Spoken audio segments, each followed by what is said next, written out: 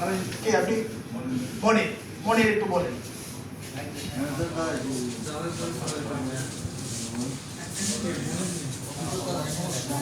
আসসালামু আলাইকুম, আমি সৌদি যাব।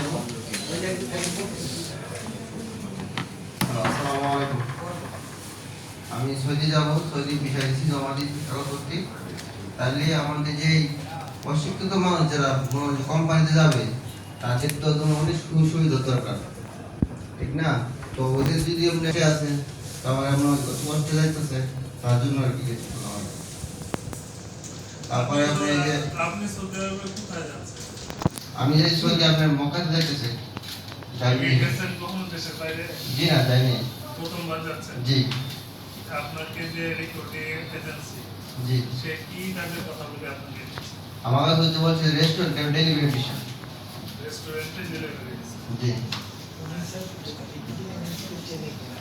রিক্রুটিং এজেন্সি কি চেনেন আগে থেকে? জি। চেনেন? জি জি। এজেন্সির নামটা বলেন তো। এজেন্সির নামটা আমার মনে নাই। মনে নাই? জি না। তাহলে এজেন্সির পক্ষ আরেক অন্য কেউ না, আমার ছোট করে যাওয়া আর কি, ওর টাকা পয়সা দরকার, ওর দিদি ওই যে পরিচিত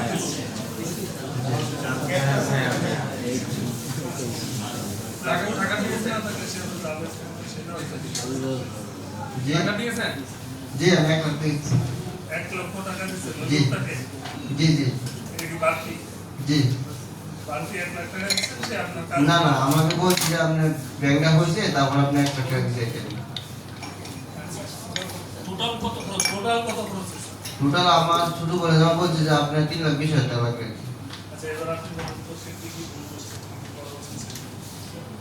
এটা স্যার আমরা তো ওরিয়েন্টেশনে বলেই থাকি যে প্রথমত উনি কোন দেশে যাচ্ছেন, কোন এজেন্সির মাধ্যমে যাচ্ছেন কিনা।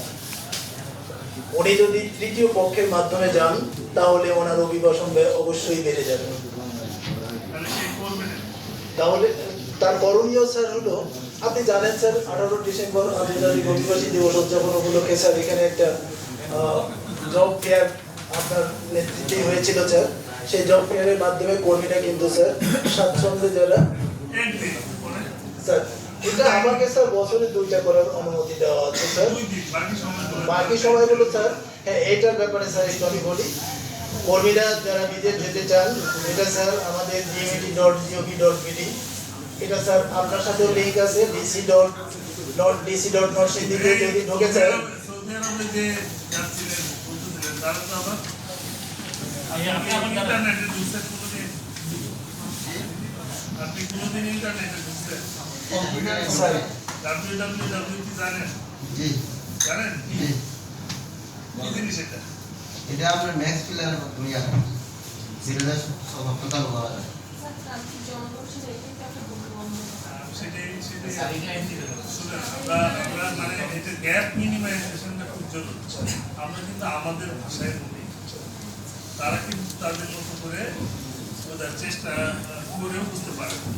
আমাদের ভাষা এক ভাষা না, তাদেরকে মনে করেন এখানে 2 জন লোককে আপনি দাঁড় করান, তাদেরকে প্রত্যেকটা প্রশ্ন জিজ্ঞাসা করেন এবং তাকে ফ্রি করে দেন, তাকে মানে মন খুলে কথা বলার সুযোগ দেন।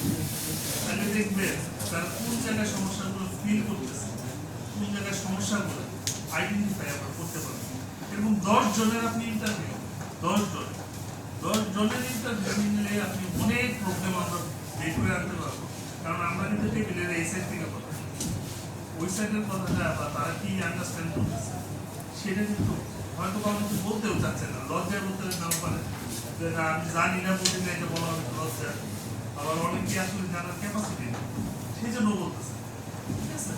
বা অনেকে আবার আছে আপনি যেটা বলতেছেন সে নিজের মতো করে ব্যাখ্যা করে দিচ্ছে। এইরকম আসলে কিছু প্রবলেম আইডেন্টিফিকেশন খুব জরুরি। এবং এই যে আপনাদের যে ওরিয়েন্টেশন ট্রেনিং গুলো দেন, আপনারা যে ট্রেনিং গুলো দেন, এইভাবে কথা বলতে হবে। সে তার কাছে ফিডব্যাকটা নেয়, ইন্টারেক্টিভ করে, তার কাছে ফিডব্যাকটা নেন, তোমার এখানে কি সমস্যা। এমনও হতে পারে তার কোয়েরির জবাব দেওয়ার সামর্থ্য আমার নেই, বুঝতে পারেন? এজেন্সিকে ফিডব্যাক আছে, এখন সে ওয়েবসাইটে ঢুকবে কেন, তার ওয়েবসাইট কেন ঢুকবে, সে তার ওয়েবসাইট সম্পর্কে জ্ঞান আছে। তাই না? তার বিকল্প আরেকটা তথ্য কিন্তু করতে হবে, অথবা কারো সহযোগিতা তখন লাগে। ওইটা আবার অ্যাপসে গেলে ওই অ্যাপস তো সে ঢুকতেই পারে, একটু বলি স্যার, এখানে কিন্তু স্যার ওনাদেরকে আমরা বলি যে আপনাকে আপনি তো কি মোবাইল ব্যবহার করেন, উনি বের করে বলে স্যার আমি অ্যান্ড্রয়েড ফোন ব্যবহার করি। স্যার সেটাই বলছি স্যার। এখন ইউটিউব তো তাদের কেউ শিখাই দেয়নি, এখন থেকে শিখতে হবে। যেহেতু সে বিদেশ যাচ্ছে, বিপদে পড়লে সে যে কি ধরনের বিপদগুলোর সম্মুখীন হতে পারে সে সম্পর্কে যদি তারা আমরা যে ধারণাগুলো দিয়ে থাকি, সেখানে কিন্তু আমরা স্যার হাতে কলমেও ইউটিউব এবং স্যার ওদেরকে হোয়াটসঅ্যাপ গ্রুপ বা মেসেঞ্জার গ্রুপ করে রাখতে বলি, যেটা স্যার আপনিও বলেন বা মেহেদি স্যার ক্লাসে বলেন যে মেসেঞ্জার গ্রুপ বা হোয়াটসঅ্যাপ গ্রুপ যদি থাকে, কোনো কর্মী যদি বিপদে পড়ে তাহলে ওই গ্রুপের অন্য সদস্য যদি ভালো কাজ পেয়ে থাকে সেও কিন্তু তার সেখানে সহযোগিতা এবং উপকার করতে পারবে আর কি, সেই সুযোগটা আছে। আর আরেকটা জিনিস, এই গ্রুপের সাথে স্যার আমি নিজে সম্পৃক্ত থাকি। আমার কাজ পর্যন্ত যখন আমি দেখি যে কে কি লিখছে, এটা দেখার পরে আমি কিন্তু স্যার সরাসরি কোন এজেন্সির মাধ্যমে গিয়েছে এটা জানার পরে ওই এজেন্সিকে ফোন দিলে স্যার 1-2 দিনের মধ্যে কিন্তু সমস্যার সমাধানটা হয়ে যায় স্যার।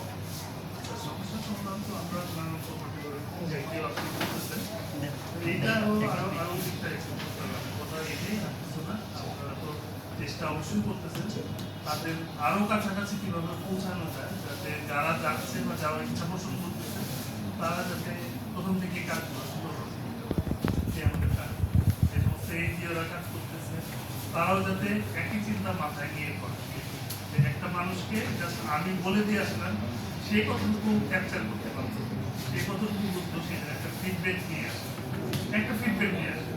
40 জনের নিয়ে একটা সেশন করেন, একজনের জিজ্ঞাসা করতেছেন, বাকি আছে 39 জন বা 5 জনের জিজ্ঞাসা করতেছেন, বাকি 35 জন আছে। এই 35 জনের মধ্যে হয়তো দেখলেন 15 জন ফিডব্যাকটা একটা সময় নিয়ে দেখা এবং তাদের প্রত্যেককে জিজ্ঞাসা করা কারণ কোনো সমস্যা আছে কিনা, ঠিক আছে? একটা কোয়ারির লিস্ট করে ফেলতে পারেন।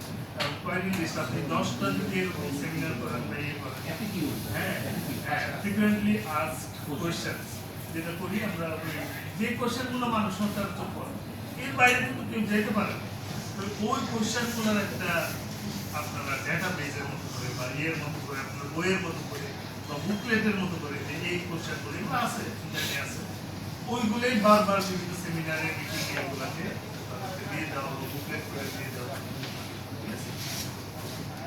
রাশিয়া কেন যাচ্ছে না?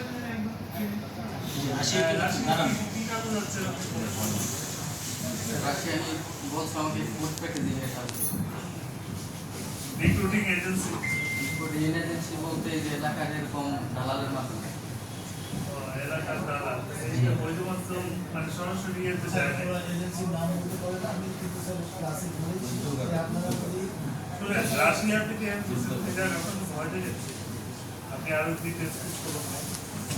রাশিয়ার কথা বলে না, ইতালির কথা বলে কিছু মানুষকে কিন্তু রাশিয়াতে রিক্রুট করা, রাশিয়াতে ইউক্রেন যুদ্ধে কিছু মানুষকে ওইখানে সরাসরি যুদ্ধক্ষেত্রে পাঠায় এবং আমার কাছে ভিডিও আছে, যুদ্ধক্ষেত্র থেকে ভিডিও বানানো, স্যার আমরা বাঁচান, ঠিক আছে? কিছুদিন পরে শুনলাম সে মারা গেছে, ঠিক আছে? কিছু করার থাকতেছে। দালাল তো জেরিন নামে কেউ না, এখানে 2 জন দালাল ছিল যারা এই রাশিয়া পাঠানোর কারিগর, যুদ্ধ করতে পাঠায় নিয়ে যুদ্ধ করার জন্য। ভালো স্বাস্থ্য আছে দেখে শুনে এরকম কিছু মানুষকে সিলেক্ট করে পরে এই দেশ ওই দেশের কথা বলে অন্য পথে নিয়ে গিয়ে যুদ্ধ করতে পারে। এগুলো আপনারা খুব সতর্কভাবে যাবেন। আপনি হয়তো বড় স্বপ্ন নিয়ে যাচ্ছেন, আপনার রিক্রুটিং এজেন্সি কেমন, আপনারাও মাঝে মাঝে এই জিনিসগুলো দিয়ে, কারণ যারা যাচ্ছে স্যার তাহলে আপনার তাহলে কি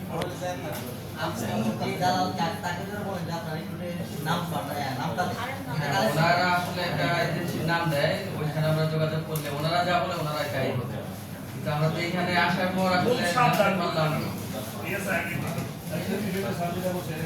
আপনারা রিক্রুটিং এজেন্সি ভালো মতো না ছিলেন, অনেক সময় ছিলেন, সে 100টা কাজ করছে আগে, তার মধ্যে 60-70 জনের ঠিকভাবে গেছে, আর বাকি 40 জন ভুল পাঠাইছে।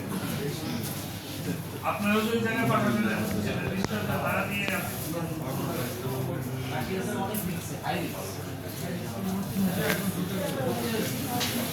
না আপনাকে আমি ইয়ে করতেছি না, আগে আপনি